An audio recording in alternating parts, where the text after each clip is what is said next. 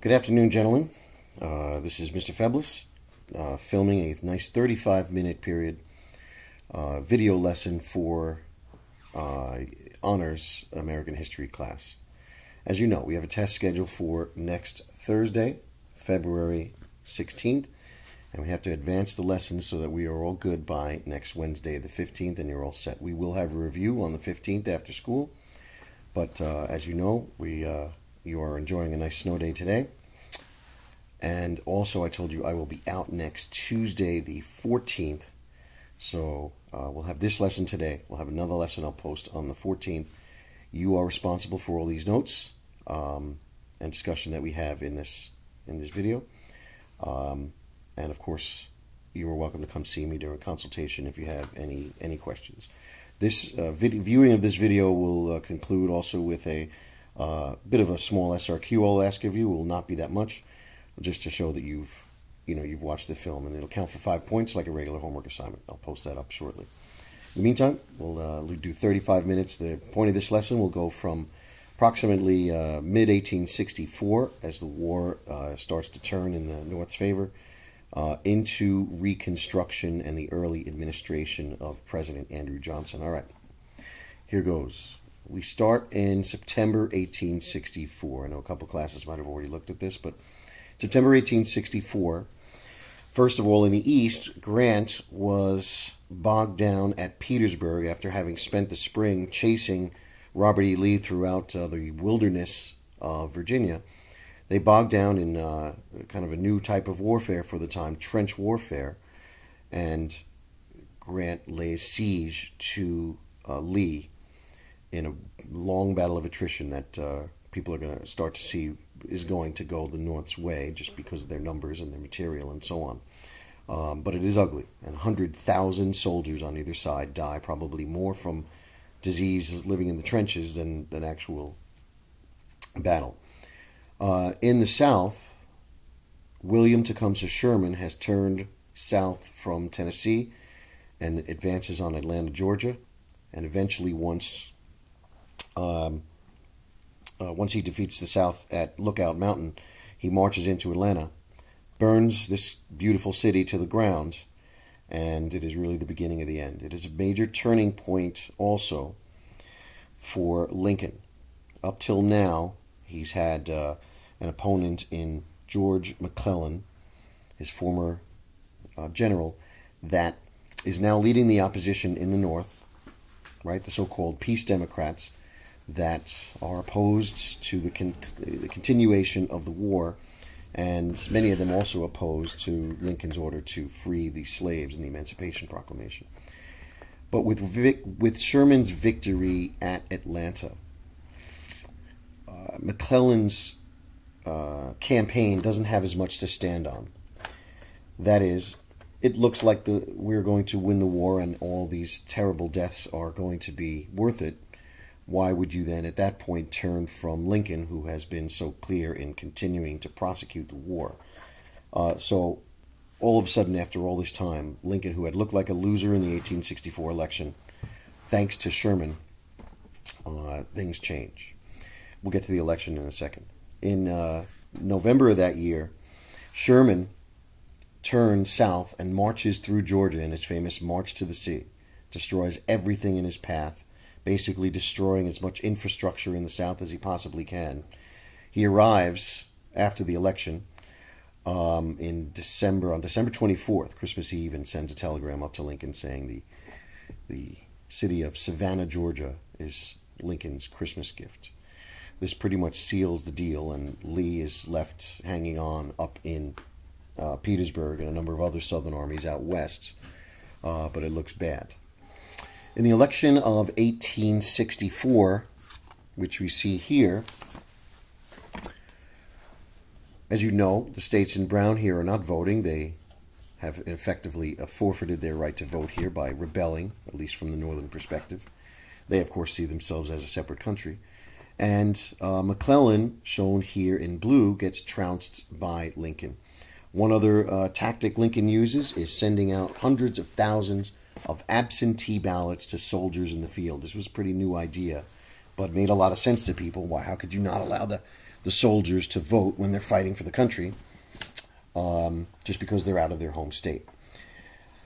Even with that, though, even though it looks like Lincoln trounces McClellan, note that the popular vote was a lot closer. There still is 46% voting for McClellan, and Lincoln gets 55%. But, as you know all too well from the most recent election, it's the electoral vote that counts, and Lincoln is, surprisingly for many, reelected. In those days, not that many presidents were reelected. You're living in an age when there's, have had a few presidents in a row now. I think 4 of the last 5 presidents have served 2 terms. But in those days, in the 1800s, that didn't happen all that much. So anyway, Lincoln wins the election, and that also is a really, in a way, a military victory for the North. As we mentioned, Lee had as one of his kind of unwritten goals to try to get the South to hold out until the election of 1864, assuming McClellan would win and then there'd be some type of peace settlement. Now those hopes are dashed. So the South is in bad shape militarily, and now there's really no hope for any reconciliation, with Lincoln, or any, acceptable peace settlement. So the war is quickly hurtling toward its end. As we see here, Lincoln wins. In December, Sherman captures Savannah and then actually turns north and has his troops marching through South Carolina, and is believed to even be more destructive, if that can be true, as he marches through the South. His quote was, "We will be even tougher on South Carolina, where the rebellion began." One of the interesting things that Sherman does as he's marching through, first of all, as we mentioned earlier, or in previous classes, slaves walked off their plantations and many times followed Grant and the Northern armies that were marching through the South. So Sherman had hundreds, if not thousands, of, in effect, freed slaves following him, offering to help and so on, but he had to feed them. And as he's marching through coastal South Carolina, he sees that there are large swaths of land that are just kind of left there, some kind of being tended to by whatever slaves were left there, others just left completely empty. And so he issues Field Order number 15, as you see there, where he would grant 40 acres of land, try to get title for those pieces of land, to heads of households, African-American families. And obviously this was a great thing. They had also collected tons of farm animals, horses and mules. So the old phrase, every household would get 40 acres and a mule, was kind of seen as a way, and Lincoln approved of all this, for Sherman and Lincoln to at least begin some type of reparations or some type of justice here for slaves that had to work, for nothing all these centuries, in effect. That would come back to be an unfortunate decision that the next administration is going to grapple with later on. Lincoln now begins the process of trying to plan for the future. What will the country look like in Reconstruction? How will you bring these freed slaves, these southern states, back into the Union?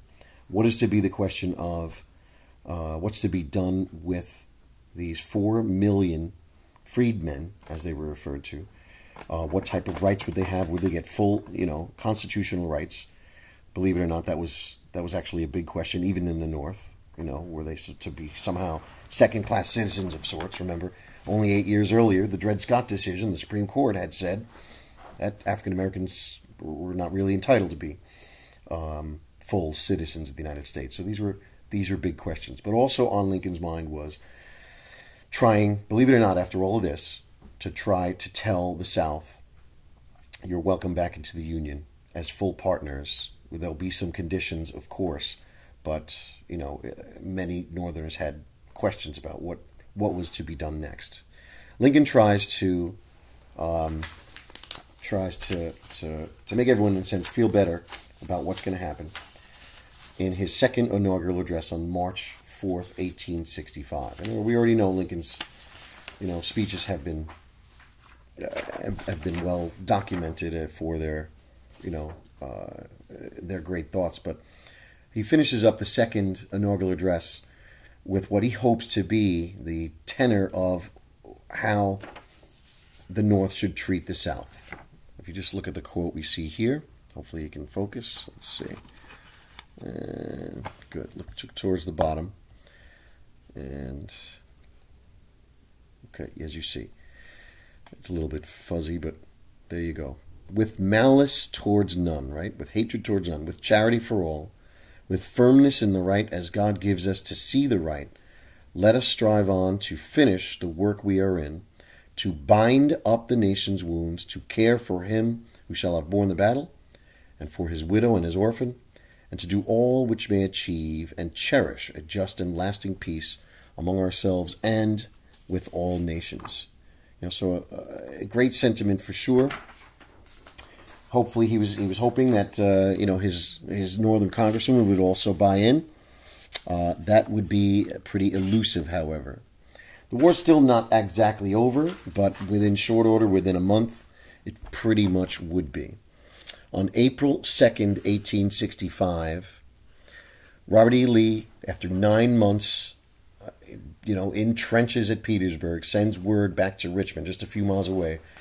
He cannot continue to hold Petersburg, Virginia, and he advises Jefferson Davis and the government to evacuate. And they do that. Davis escapes, and there was rumors that he had escaped, dressed as hid inserts in women's clothing. Untrue, but the legends start right around now. Grant moves in on Lee escapes, heads southwest, maybe to hopefully meet up with one of the Western armies that was still at large out there. Grant moves on Richmond, burns the city to the ground, a la the way Atlanta went. Right? Let's see if I think we have a nice little photo somewhere here. Nope, I guess it didn't print out. Anyway, burned out buildings, bombed out, beautiful old southern city, now pretty much brutally destroyed. A week later, Grant, who's pursuing Lee in southwest Virginia, stops Lee at a town called Appomattox Courthouse. Lee, surprisingly to his men, tells his men it's over and advises them to give up. Grant and Lee meet for a surrender ceremony. Grant is actually, after all this, pretty gracious. Usually all the gear is confiscated from the defeated soldiers. He lets the men keep their horses and many of their implements so that they can, shovels, things like that, to go back and plant, knowing that the South is pretty much destroyed here. Lee is very grateful. And while the war isn't technically over, there are still armies at large out in the West and the South that, among the Confederacy that feel that they've not been defeated. When Lee surrenders, that is at least interpreted by the North as that is the end of the war. Many of the armies start marching back into Washington. Every time a new army marches in, there's a huge celebration. And, you can just imagine, as of April 9th, which I think was Palm Sunday, Washington is elated that after 4 years, 600,000 men killed. Think about what that means out of a population of 31 million. Proportionally speaking, that would be 6 million Americans killed today, right? Our population is about 10 times that of what the population of the United States was back in 1865. It's just devastating, Well, we won't get into it. Lincoln's assassinated on April 14th. That's been obviously well documented. John Wilkes Booth and all the stories surrounding that. But before we look at that briefly, Lincoln had diverged from much of the Congress, especially many of those Republican leaders in Congress, on what the plan should be going forward. In other words, the question was, and there was a lot of contradiction here, the southern states, how do they get back into the Union? I mean, think about it. If they get back into the Union immediately, that means they get their congressmen back, they get their senators back, and in effect, they'll have approximately their 50%, or in this case now maybe just slightly under 50% of the members of Congress. Since they're all going to be Democrats, none of them are going to be Republicans. Republicans are the party of Lincoln. That means that if those Southern congressmen join together with the Northern Democrats, the defeated Northern Peace Democrats, they would have a majority in Congress and as a bloc, and would be stronger than Lincoln's own Republican Party. So you had to be careful about letting them back in, and that was going to be a tough question. The Republicans in Congress, therefore, now are actually going to be much tougher in their idea as to how these southern states should be allowed to back in. Think about it. You're a northern parent, or a wife, or a brother. 600,000. That means almost everybody, just about everybody, unless you're from some really tiny, sleepy town way up in the mountains somewhere. Everyone was affected by this. You knew someone who died in the war, probably someone close to you. To allow these southern states to come back into the Union without some form of punishment was to many Northerners unthinkable. So if you look at the notes here, you see Lincoln has a plan for Reconstruction where he says the Southerners should just be basically quickly allowed back into the Union. Yeah, maybe maybe it might sound a little unfair that these Southerners are coming back and have the right to pass laws and so on in Congress after, rebelling against the country.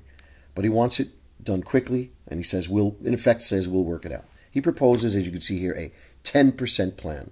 That is, if 10% of the former voting population of a rebel state, in other words, white men, if they take an oath of allegiance to the U.S., right, put their hand on a Bible, and say that they're now, they're in favor of the United States and will no longer rebel against it and all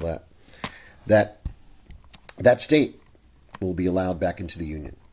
Think about that. That means 90% of the whites who were, in those southern states could, in effect, say to the United States, we hate you and we'll never support you.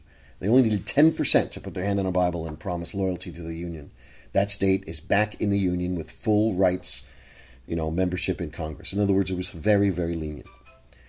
Congress, of course, said no, it's not going to happen. They sponsor a bill, late 1863, early 1864, that says our plan would be we would need 50% of that voting population to take this ironclad oath, not just hand on a Bible with your hand up making a promise, but an oath that actually says you promise and can prove that you did not fight for the Confederacy.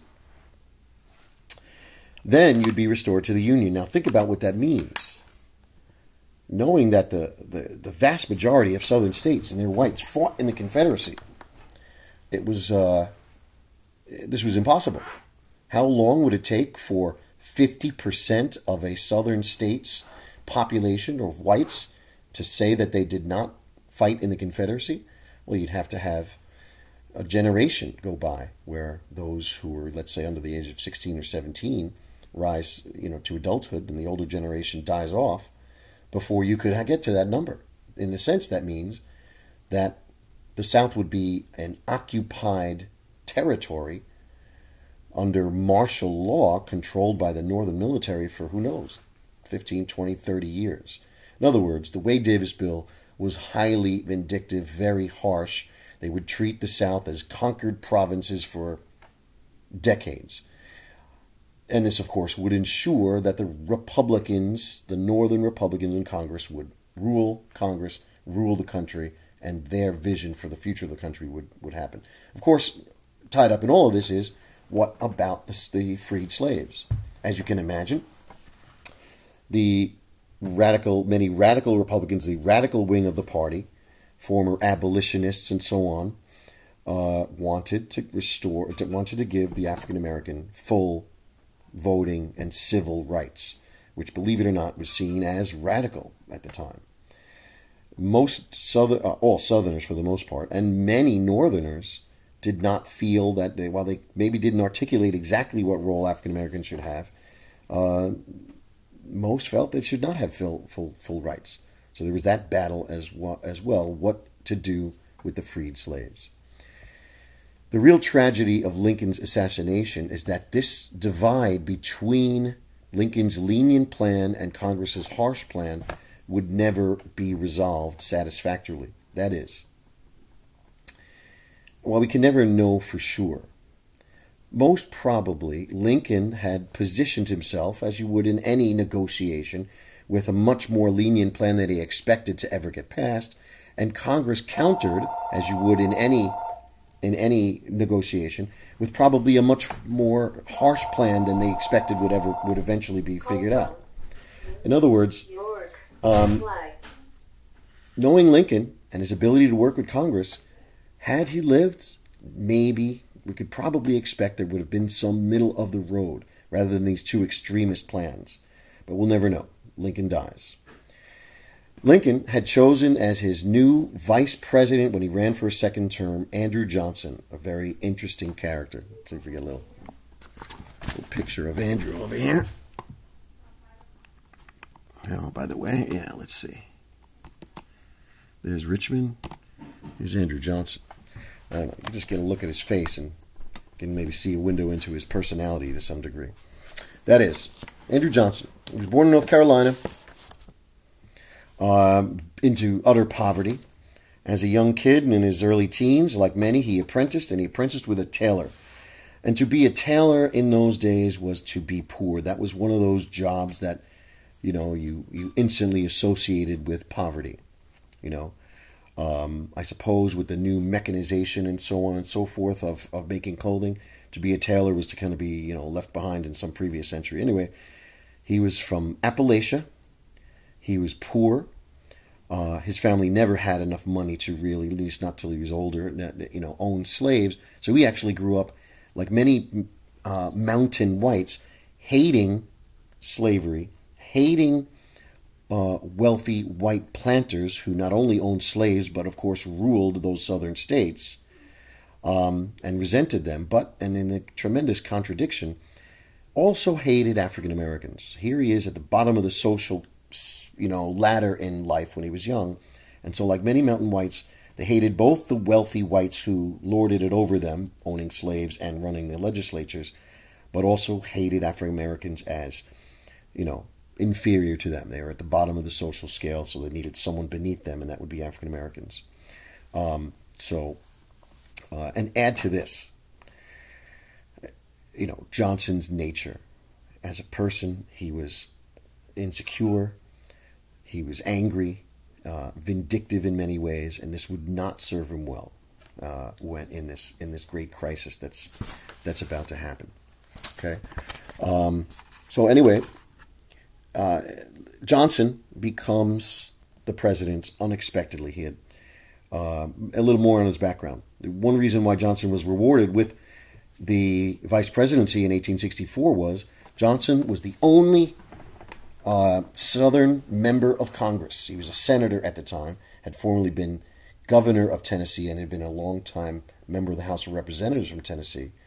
He was a Southern Democrat who refused to join the Confederacy. He stayed loyal to the Union. He was perfect then. Here is a Southerner who believed in the Union, and therefore was rewarded by Johnson to be vice president, and it was by Lincoln to be vice president. And it was Lincoln's way of saying to the South also, I'm going to be lenient. I want you to be part of this country, and I'm not gonna stomp on you. And look, I've put a Southern Democrat as a shining example of what the South could be, back again loyal to the Union. So he seems almost like the perfect guy. He gets off to a bad start. At the inauguration, that famous inauguration where Lincoln said, "With malice toward none," Johnson had a cold, and he nowadays you might take NyQuil for a cold. Well, NyQuil in those days was good old Tennessee whiskey. He was loaded up on whiskey, and when asked to say a couple of words, he kind of stumbled and said some stupid things, and the newspapers, who didn't know much about him, said, "Wow, a good old boy from Appalachia gets drunk at the inauguration, and now his reputation is, hillbilly gets drunk and makes a fool of himself. He actually was not that way, but that kind of dogs him. So that's not at all helpful, as you can imagine. Well, out of respect for Lincoln and this devastation of Lincoln's assassination, Johnson customarily promises, of course, to follow Lincoln's agenda, his Reconstruction plans. Now understand why this is problematic. As you know, going back up the line here, Lincoln had said we're going to have a 10% plan. We're going to let the Southerners back into the Union without much stress. And Congress, of course, was thinking, well, now that we have this, new president who's really wasn't supposed to be president, we can kind of bully him around and we'll get our way. And as you can imagine, Johnson's not going to go for that. So Johnson promises to follow Lincoln's Reconstruction plan as he understands it, which is, he understands it to mean, let the Southern states back into the Union quickly and quietly, let them have their representation in Congress, and let life unfold from there. According to Johnson, there was no reason to, harshly punish, the South, at least the population of the South, and there was no specific plans for doing anything to help the freed slaves. And Johnson himself, when confronted with the idea that slaves should get full voting rights and civil rights, was completely against that. He saw them as they should be second-class citizenship. So this is going to be bad, as you can imagine, and Congress does not like this. They were used to a president that they could make a deal with. Now they have someone who's going to be stubborn, who's not going to listen. A couple other things real quick. Johnson, as you know, becomes president in April of 1865, following the death of Lincoln. Congress was not in session. Believe it or not, in those days, Congress did not meet kind of round the calendar year. They took big breaks. Travel was a big problem. The federal government didn't do quite as much as it does now, especially with finance. And so therefore, Congress, believe it or not, in those days, was elected in an even year, as it was in November of 1864, and did not actually officially meet until December of the following year. In effect, a year off to plan. Johnson, therefore, was running the government, in a sense, by himself. Think of Trump with his executive orders. Johnson was running the executive branch and therefore running the beginnings of Reconstruction by himself with, they didn't call them executive orders back then, but basically the same. As you heard, proclamations, like the Emancipation Proclamation. And so Johnson goes to work right away on what becomes known as presidential Reconstruction, beginning in April of 1865. And right away, Johnson lets those southern states back into the Union very quickly. They set up their own state government, so they elect their own governors, their own state legislatures. Everyone gets full rights. The former Confederates come back. They might have just fought in the war. They can come back and vote. All they ask is that those new southern states sign the newly created 13th Amendment, just passed, which officially ended slavery in 1865. While they did that reluctantly, but they kind of understood that needed to be done. And interestingly enough, early on, he says that General Sherman had no right to take away the property of hundreds or thousands of citizens during the war, rescinds Field Order 15 and gives most of that land back to the whites coming back to claim it. You can understand how that starts to anger many Northerners who start to wonder, what's the future of the country look like, Very quickly, by the way, also look at the top there. Johnson, kind of on a personal level, forces the highest level officers in the Confederacy to write him and beg for clemency, beg for their freedom and their rights back.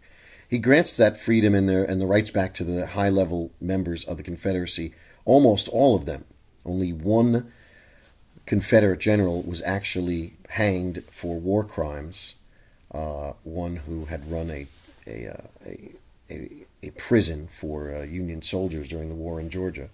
Other than that, almost all of them were given back their freedom. So think about it. From a northern perspective, thousands of Confederate soldiers who had just recently led a rebellion, basically were traitors against the United States, were now by Johnson allowed back into the Union almost as if nothing had happened, and could now actually legislate and who knows, set up life in the South to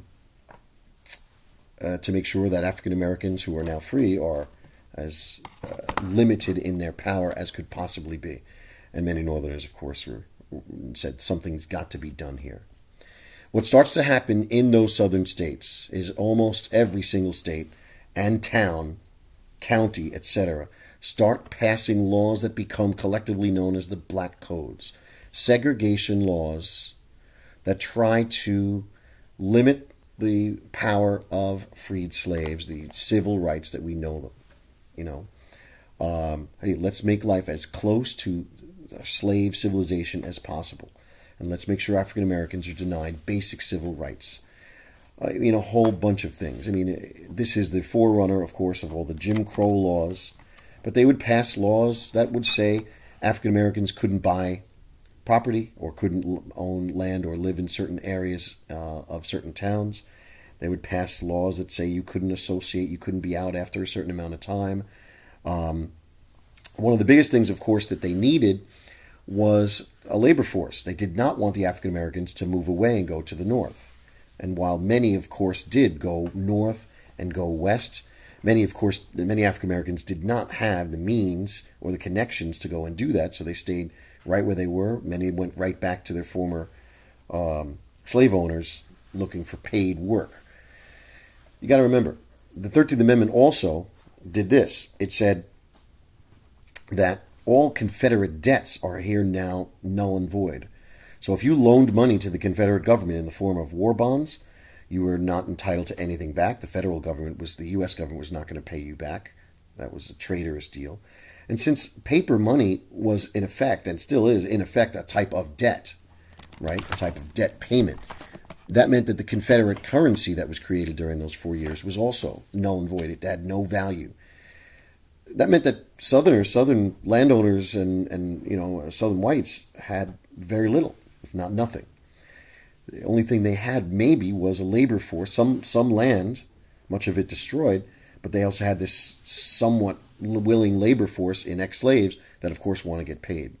They come up with different types of systems to try to, run things, and of course, it always favored the white landowners. Hey, African Americans, work this land for me that you used to work. I can't pay you in cash, but I'll let you keep a certain portion of the crops to feed your family.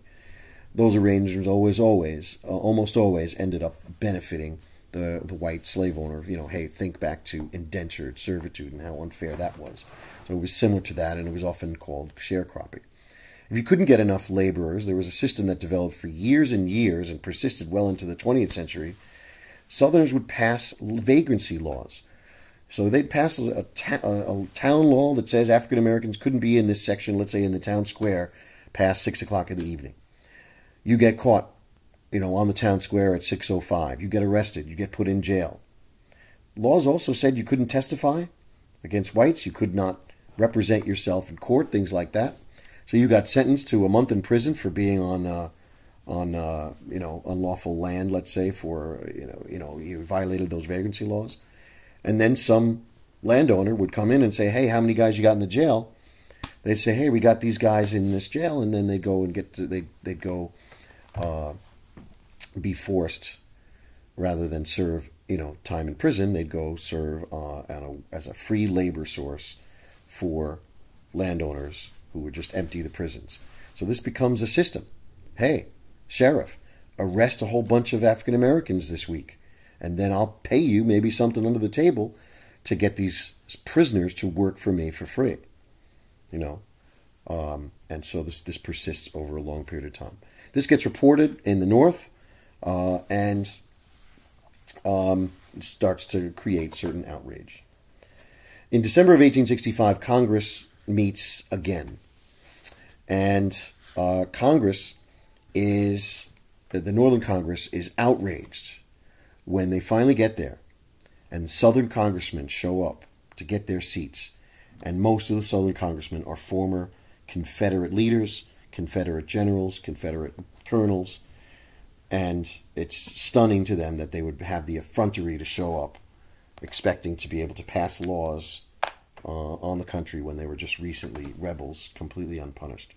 The leaders in Congress refuse to let those rebel congressmen even sit. They basically censure them, they kick them out, and now they feel that they're going to start passing laws that are going to, right what Johnson has allowed to go wrong.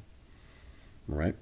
Real quick, before we finish up, you can take those notes down. As you can see, they're going to try and pass a civil rights bill and others.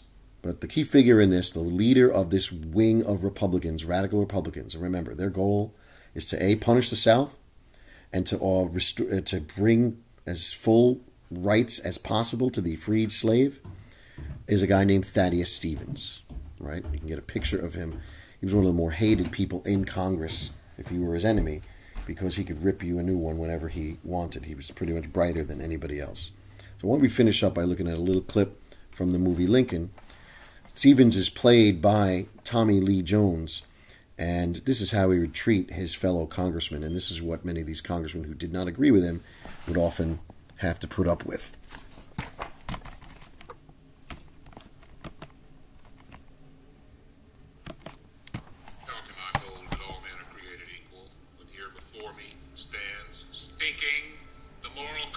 Of the gentleman from Ohio, proof that some men are inferior, endowed by their maker with dim wits, impermeable to reason, with cold, pallid slime in their veins instead of hot red blood.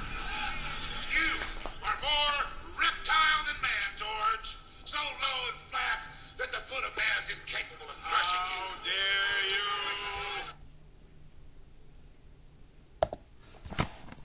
Highly recommended, as we can imagine. So anyway, I'll leave the notes up there that you can take. If I can find them again. And we will tomorrow then pick up with 1866, the attempt by Congress to pass the Freedmen's Bureau. Sorry, to refinance the Freedmen's Bureau, which was a huge government bureau meant to help the freed slaves. The Civil Rights Bill, guaranteeing the rights of citizenship to freed slaves. And the 14th Amendment, which would be a constitutional amendment that defines citizenship as anyone born in the United States, and also the highly important Equal Protection Clause that all citizens deserve equal treatment under the law. Right? We're going to see how Johnson reacts to that, and how the country reacts to Johnson's, reaction, you might say. Okay, so you have this. I will post up a couple questions you should be able to answer based on this, and then you have your homework due for tomorrow. All right, best of luck, and I'll see you tomorrow. Happy shoveling.